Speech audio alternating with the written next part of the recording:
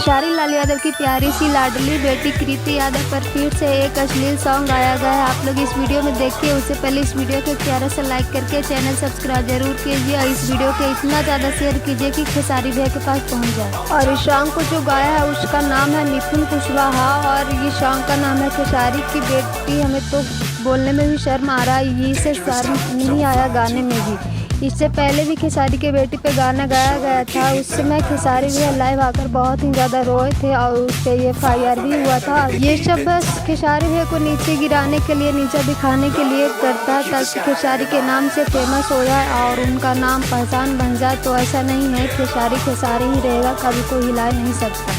ये सब ना मर्द मोगल लोग के काम है कि जो अपने सामने से वार नहीं करता वो किसी लड़की के साथ लेकर सहारा लेकर यूज करके दुश्मनी निभाता। तो अगर हिम्मत है और इतना ही मर्द है, असली मर्द है, तो सामने से वार क्यों नहीं करता? अपना राय कमेंट में